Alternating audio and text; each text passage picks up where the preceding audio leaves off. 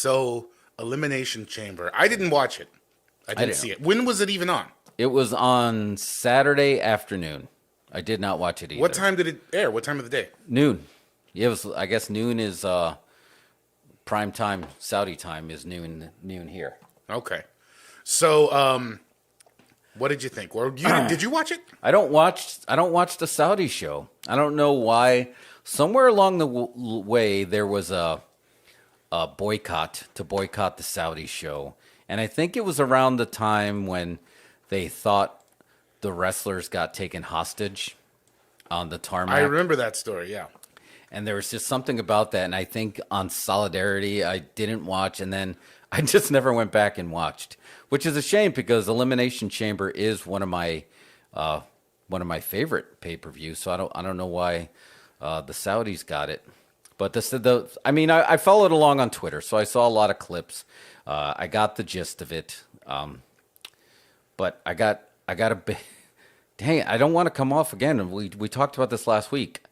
We are pro wrestling fans, but I got a big bone to pick. And I want you to help me out. I want you to walk me through this. Are you about to cut a promo on We might be cutting a promo, and I hate to do it, but we have to do it because it's WrestleMania season. So I want somebody to help me follow this logic. And this is coming from somebody, obviously. I was in the business, but I've been a huge fan, and WWF was my legacy. That's the wrestling I grew up on, and I want it to be I want it to be magic. But help me follow this logic. Or we talked about the Royal Rumble, right? Yeah. We talked about Brock Lesnar versus Bobby Lashley. It was a match that I was actually excited for. I was like, okay, Bellator versus UFC, right to self. This is perfect. I'm surprised they're not doing it. It's WrestleMania level to me, but that's fine. Royal Rumble, big enough, we're getting it. And it feels like a shoot fight. Yeah, it does. And yeah, you feel like it's going to be a great fight. So Brock has the belt, right? Brock has the championship belt. So Brock loses to Bobby Lashley. Okay? So he drops the belt clean, and I don't have a problem with the finish. I know Brock doesn't need a belt. Brock is Brock. Brock is the modern day Andre the Giant, where you can put Brock Lesnar at the top of the card and he's a main event, whether he has the belt or not. Would you disagree with that statement? He is their main attraction. No, I don't disagree. I mean, like Roman is their everyday in the grind main attraction for the males, but Brock is like Andre. He comes in, okay, Brock's got it. So anyway, Brock drops the belt. Okay, fine. So now Brock has to get a journey back to the belt. So they throw him in the Royal Rumble. Brock wins the Royal Rumble. Boom. Okay, Brock basically already has a rematch clause. So you know he's already getting a rematch for the belt. But now he won the Royal Rumble, so now he's got two shots at the belt, right? Technically stashed away. The shot at WrestleMania where he can pick any championship he wants, and then he got his rematch with Bobby Lashley. Okay, fast forward here to the Elimination Chamber. They have this. So not only is Brock Lesnar in this match, and he's already got 2 shots at the title, but Bobby Lashley is in the Elimination Chamber match. And Bobby Lashley has the belt. So now the belt is on the line. So Brock has his rematch clause. He has the Royal Rumble win. And now he's getting a shot at the title in the Elimination Chamber. And then he wins it. And now, granted, I think there might have been a swerve because Bobby Lashley got hurt. It looks like he didn't even get in the match. Like they did a spot where Seth Rollins did a buckle bomb to Austin Theory through the glass. Bobby, they said he hit his head. They carried him out. So Brock won the title. So now Brock got the title back that he lost. So now there really is no need for a Royal Rumble win to guarantee your spot. The other way to get to a title match is the Elimination Chamber, and Brock Lesnar won that one too. And now he's going after Roman Reigns, who has the belt. Fine. But tell me this: if your whole goal the whole time was just to have us, and I'm going to look this up when you're giving your take, if Brock versus Invisible Brock for the title is really all they got left. Because if your whole goal the whole time was Brock versus Roman for the belt, winner take all, why did Brock even drop the belt to Bobby Lashley to begin with? Why didn't he just keep the belt and you save that money match? Because I'm sorry, that's a money match that I want to see. And I'm going to type it in. Well, give me your thoughts while I look up this other fun fact I'm going to look up. What are your thoughts on that? I mean, on top of that, I would say, why give them anything? Why Brock or Bobby Lashley are those guys at the top of the card? They can just go. They can just crash, cut a promo, and get a title shot, and make a match that way. Why put them through all these things? Yeah. And then everybody else on the roster is doing what? Where's everybody else at? Well, that's the thing. That's it. These matches, these other matches are used to elevate people, to get people over. And Brock Lesnar got it. And make no mistake about it. Brock Lesnar is... I like Brock Lesnar. I would pay money to see Brock Lesnar. I was a huge Brock Lesnar fan when he was in the UFC. Brock Lesnar is clearly already over. I mean, no, a lot of people didn't agree with it at the time when he went over on The Undertaker, but that made him the guy. The heir apparent. Yeah, that was, he got the rub. He took the undefeated streak. A lot of people thought maybe he shouldn't have, but whether he should have or shouldn't have, it was irrelevant. He was over. He doesn't need any of these. There are guys that need these matches to be elevated. They basically, what happened to the Biggie push? Biggie should have been in the running for one of these matches to get back in the title picture, or else he's just kind of like, you had a little bit of run and now you're pushed to the side again.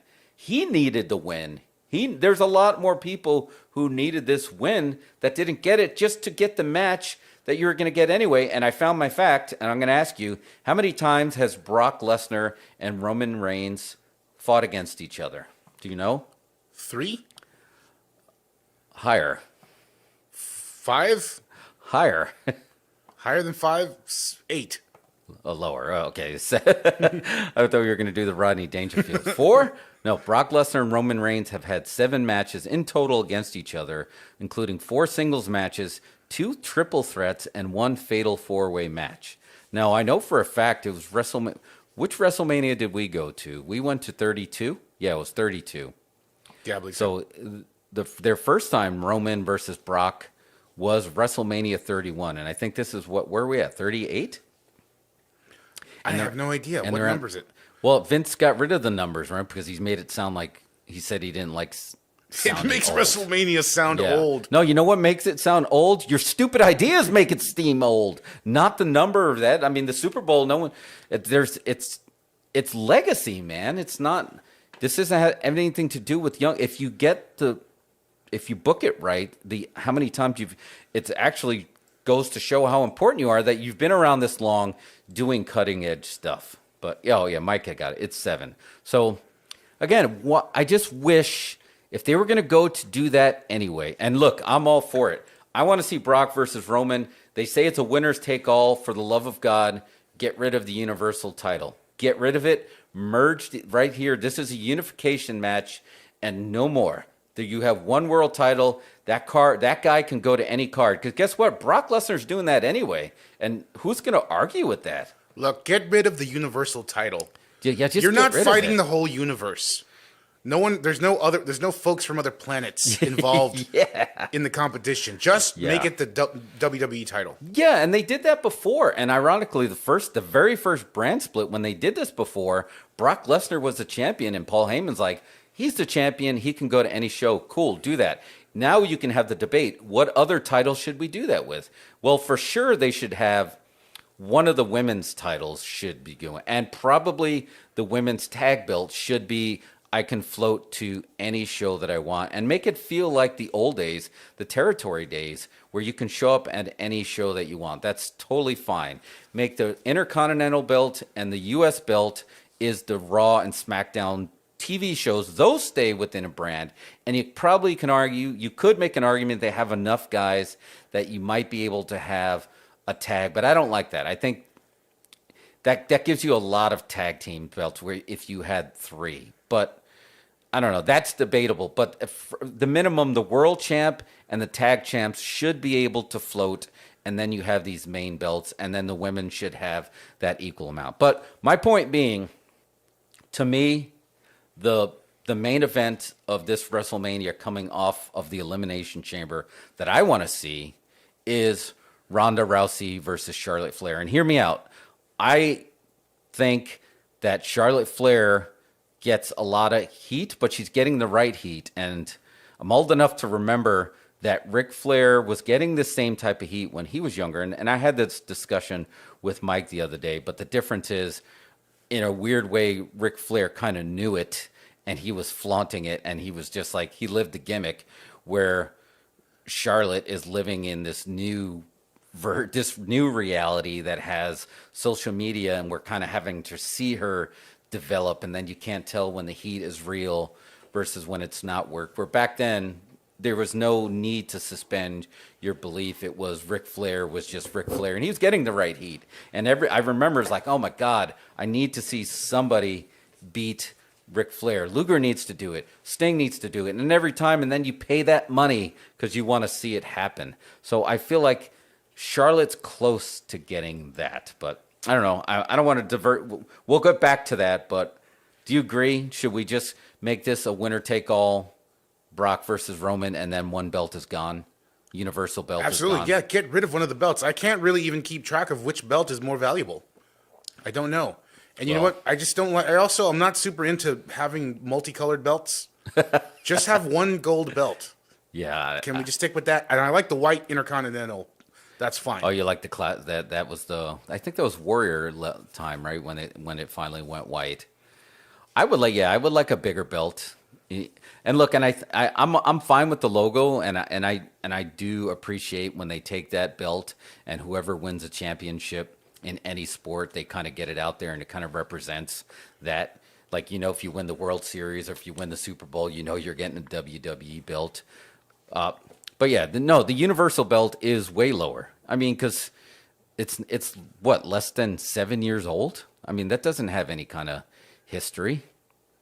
And I know somebody in marketing came up with the WWE Universe, but no, I want the belt that you can trace back to Bruno. Again, and you're not wrestling like the Monstars or something like that. Yeah, you can't say you're champion of the universe. Yeah, you can't say that.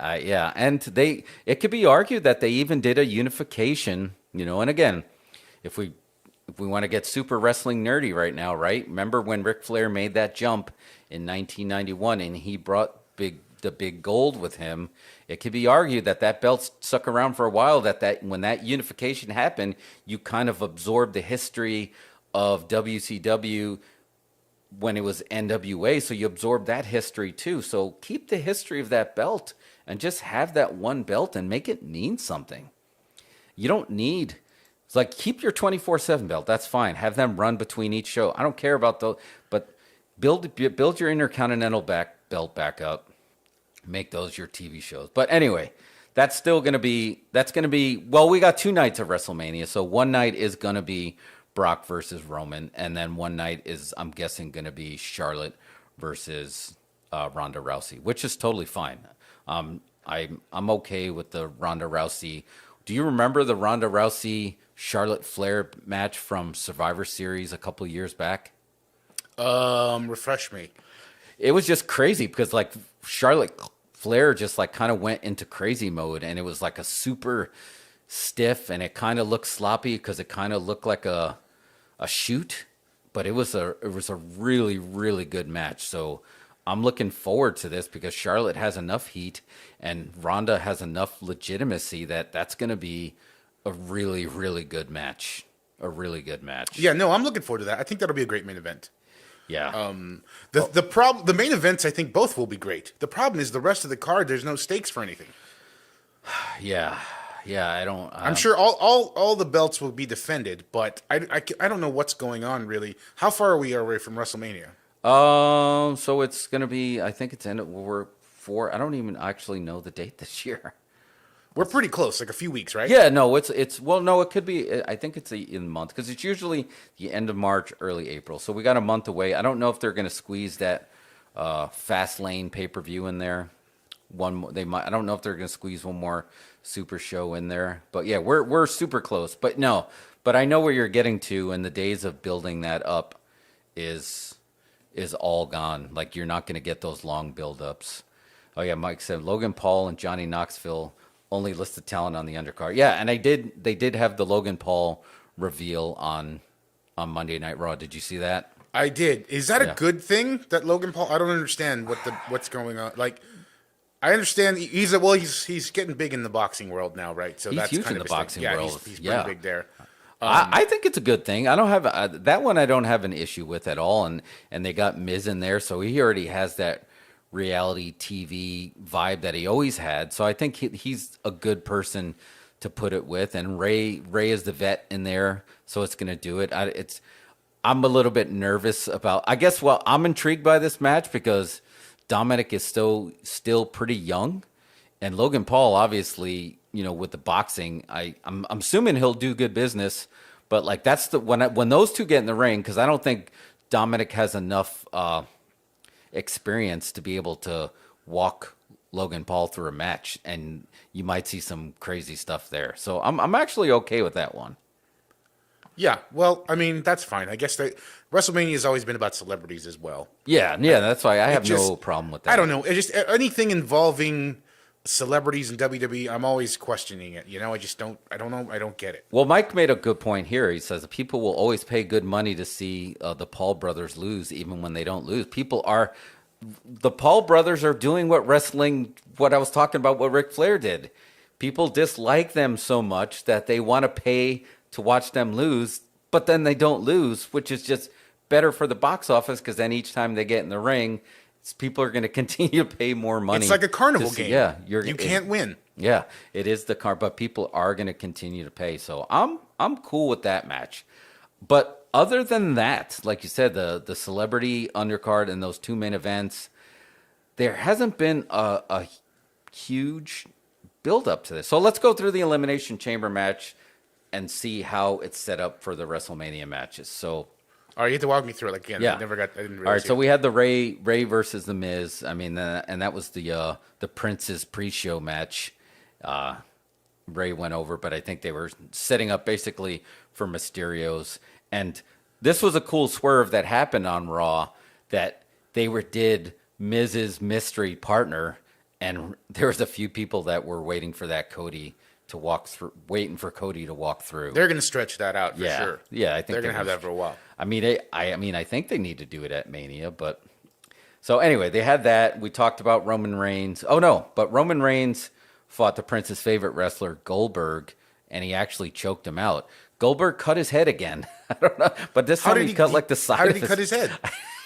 It's Goldberg, man. It's just like he always finds a way to hit his head and bleed. I don't know if the Prince is like, I want Goldberg, but I want him to be bloody, because he always finds a way to bleed. I think it's just he's just clumsy. Yeah, this was his last match on his contract. So, and again, I'm okay with Goldberg coming back. I just think they need to start protecting him more. This has to be his last. Goldberg versus Undertaker was a dream match, and it almost turned into a nightmare because Undertaker almost died. For real died. The dead man almost died. Oh yeah, that was I mean, it was really, there's a little bit of risk of putting him in there with Roman, but that's just Goldberg's style. I mean, he's another guy that you'd pay to see him because it might turn into a shoot fight. I mean, he's stiff on himself, so how do you think he's going to be on you? But anyway, Roman choked him out. I mean, Roman actually got him to tap out, and props to Goldberg for giving him that legitimate loss with the guillotine choke.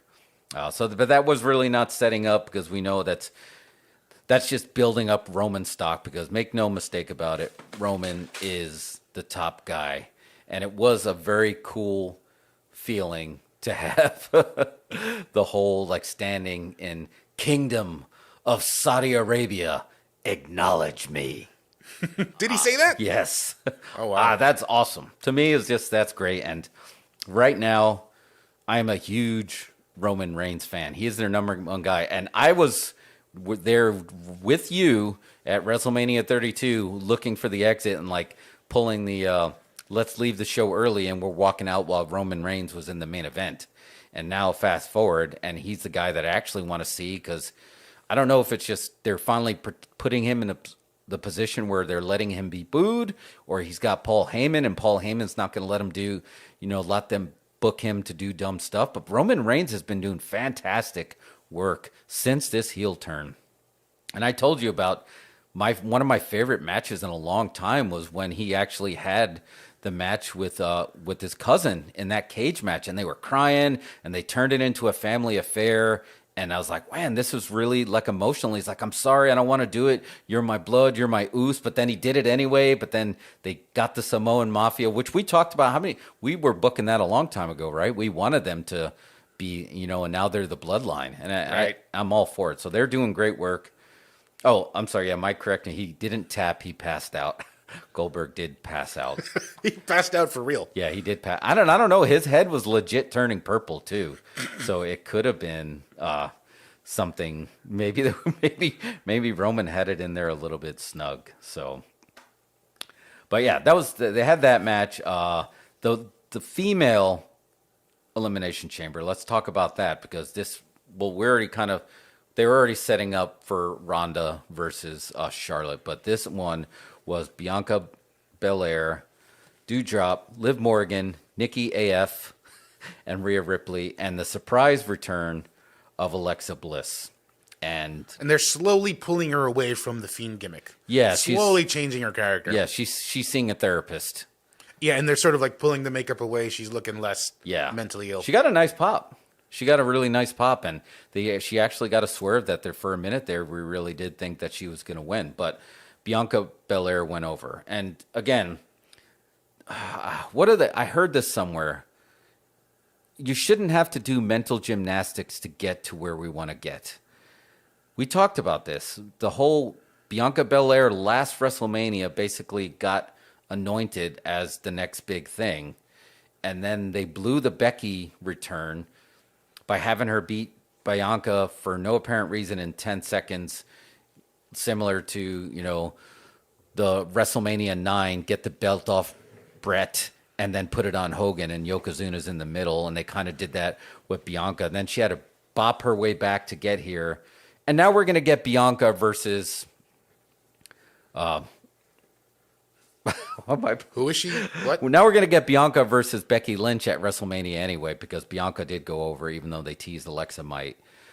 And again, this is just like, this could have been set up properly, and we still could have got to this same spot of seeing Bianca versus Becky, where they could have protected her at SummerSlam, way back at SummerSlam, and they could have turned it into a triple threat, and they could have put Liv Morgan in there, who has already had a little bit of steam, and then they could have been like, you never beat me, this is time, and they could have built it up. But anyway, we're getting Bianca versus Becky Lynch. I don't know if you're excited to see that, but the good news is somebody got that memo, and they're kind of leaning into that whole, you kind of screwed me.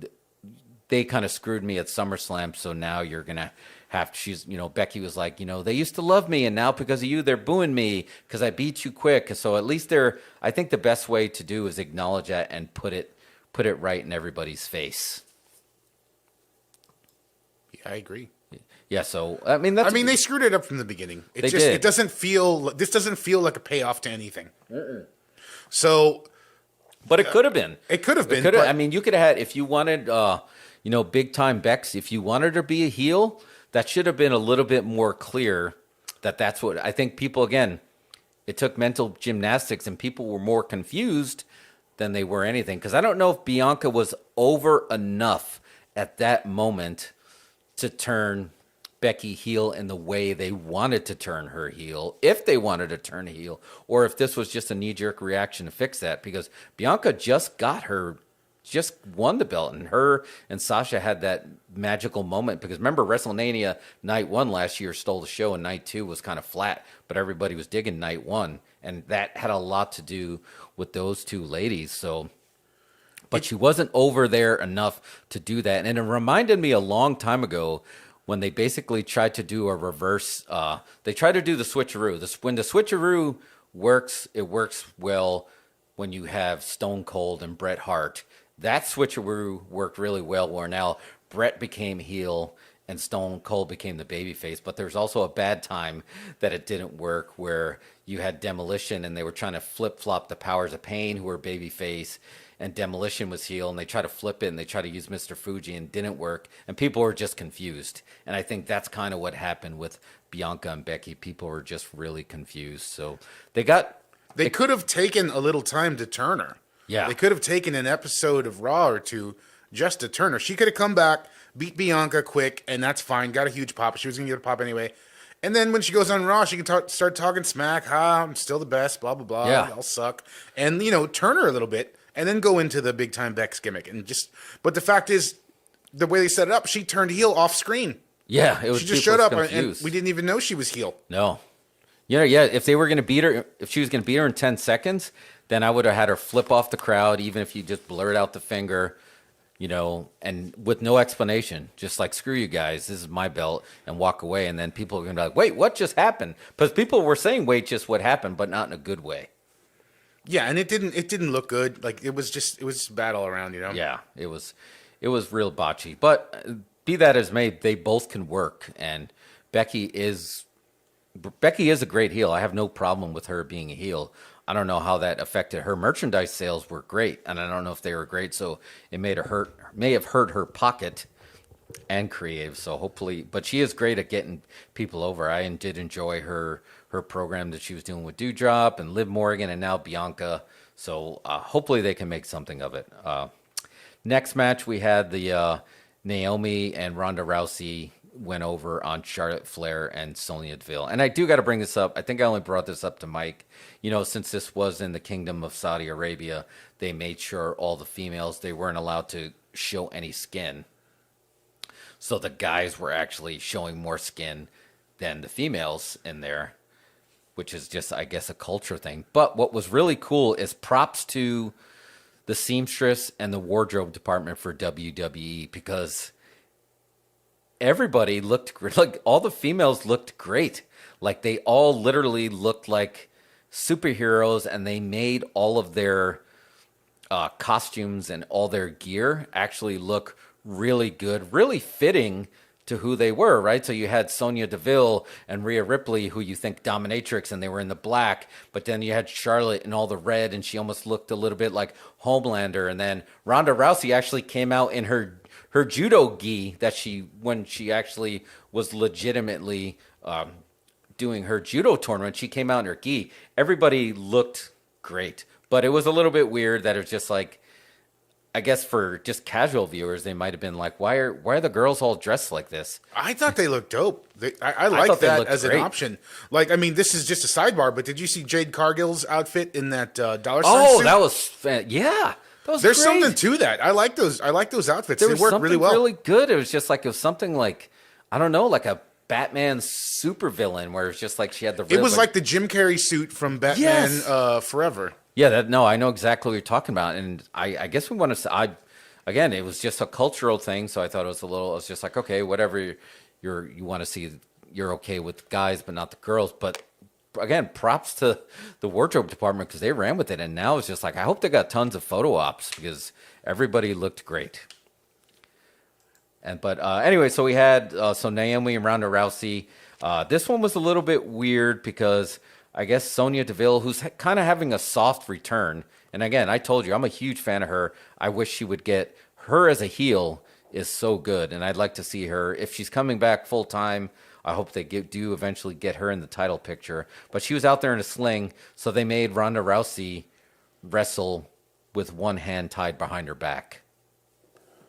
Okay, it's fine. Yeah, I don't know. So maybe it's a little unnecessary. That was probably Francis Buxton's request. That's what he wanted to see. He booked that one. Yeah, so Naomi and Ronda Rousey, they went over, and you had to have that go over, and you're basically setting up for Charlotte and Ronda for the main event, and Naomi still has some heat with Sonya, so I guess they're keeping that angle going. But I hope whatever Sonya was going through, whether it was a physical injury or just emotional stress or just a break. I hope she's back, because I hope she's back in the game, because she was on UFC as well, right? Yeah. So I mean, that's her gimmick, right? Didn't she usually come out in the UFC gear? Yeah, so I mean, I'd love to see that come back, because she's definitely one of my favorites. So, and Naomi's always good. For some reason, Naomi always gets screwed, but man, she always performs, man. And her gear looked fantastic too. Has she ever had a run with the belt? She did, yeah. She put and then she talked about it. I think it was on Total Divas. Was it a pretty short one? It was it was shorter than it needed to be. It was definitely one of those runs that they just once she got. It was definitely one of once she got her shot, they didn't do anything to elevate it beyond that. But she had it looked cool, right? Because she put the glow sticks around the belt, so the belt glowed in the dark. Yeah, I dug the glow gimmick. That's great. So she's awesome. She's always been awesome. She's really good. Just another one of WWE's underutilized talents. Yeah, here's my pitch. They were going to do it. I thought they were going to do it with Nia, but Nia's gone. Naomi's married to Usos. Have her join the bloodline. Have her turn heel. Let's give her a heel run. I mean, don't get me wrong, I like the glow gear, but have her as part of the bloodline too, right? She's blood by marriage. I mean, if you really want to run it like Mafia, you're going to have that, father-son Hauchaguchi. Maybe she's going to be the wife that gets in there and wants to take over. I like that. That would be good. Yeah, let's do it. So that'd be a nice, if you want to do something different with her. Next up, we had Drew McIntyre versus Madcap Moss. Falls count anywhere. The big news on this match was Madcap took an awful-looking bump and literally just lawn darted himself right on his head. They almost got turned into the Ram Man action figure. Yeah, from He-Man. Oh, it was a terrible, terrible bump. It's one of those ones that, again, I didn't watch it live. I kind of just was going through the highlights, but even seeing the clip, you just wince. But if I saw it live, it definitely would have jumped out of my chair. So glad he didn't break his freaking neck. Looked bad. And then the match that stole the show. Becky Lynch going over on Lita. Lita, hashtag, you still got it. Lita definitely went in there and just really went balls to the wall with Becky. To the point where just does Lita come back and get a Goldberg-like run with the title? Would you like to see that? Maybe. I don't know. How would you gauge her performance? Again, I want to go back and watch the whole match, but from everything I watched, she looked like she didn't lose a step. She looked like she didn't lose a step, and she was another one. Her gear looked great. They gave her basically the Team Extreme gear, but she was wearing a bodysuit, so her thong, or like Becky Lynch calls it, my tongue. I used to get in trouble because I had my tongue. But her thong didn't. Remember, she had that thong gimmick. Mm-hmm. They couldn't do that, but they made it look like it was kind of a fake thong that came out. So, but she had the Team Extreme gear. So, and she did the Twist of Fate, and she still did the Hardy type pops. But from everything I've seen, I'm all for it. Let's give her another run, even if it's a small run. Give her a run, and have her pass the baton to whoever. I would like to see her. If I know they're not going to take the belt off. I mean, if they would take the belt off Becky or someone, I'd like to see Lita give that rub to Liv Morgan and kind of help give her the rub to get her to that next level, so we can get the higher up Liv Morgan.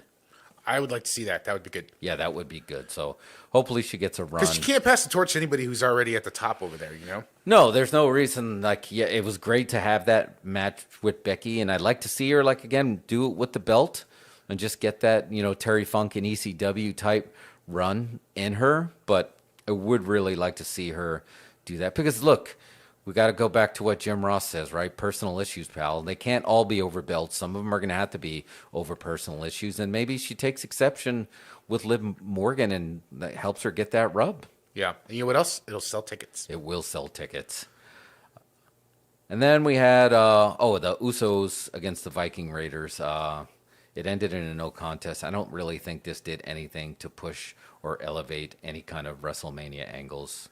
But the big news was Brock Lesnar was in the Elimination Chamber and similar to like he does when he's in the Royal Rumble. He basically ran the gauntlet, and once he was in there, he got everybody out of there. It was AJ Styles, Austin Theory, Riddle, and Seth freaking Rollins. I don't know about you, but anytime Brock is in the same ring with Riddle, my eyes just instantly go to those two because of the Riddle's comments before he got there that he'd like to retire Brock Lesnar. And Brock Lesnar said something along the lines, "I'll never even get in the ring with you." So it made it feel like real heat. So then like instantly, that's all I do is look to see how they are when they work each other. But they try to get Austin Theory over in this match, for he's Vince's experiment. But basically, Brock was running through the chamber things because he didn't want to wait for anybody to do it, so he just busted them all down. They made That's just cool. Brock seem to be the beast, which is fine because he is. I mean, you ain't going to say no. I mean, he's Cowboy Brock Lesnar, or whether he's the beast incarnate or the cowboy, he's Andre the Giant, and you can't take your eyes off him. He doesn't need anything. He just needs to go out there. Kind of makes their whole gimmick match look weak, though. Yeah, they didn't need it because I guess if it was a shoot, Brock Lesnar's probably going to go in there and do exactly what he did, and nobody's going to argue with him. But he doesn't need that. He's Brock Lesnar. You don't need to see that. You can put him he can be gone for 3 months, and he can come back and say, "I'll see you next week at WrestleMania," and he's going to sell tickets because you're going to be curious about what Brock Lesnar's going to do. But that was the gist of the Prince's birthday party show, if that's what we want to call it. Well, happy birthday to Prince Francis Buxton. Yes. And I hope he gets that bicycle eventually. Yeah, he's going to need that bike.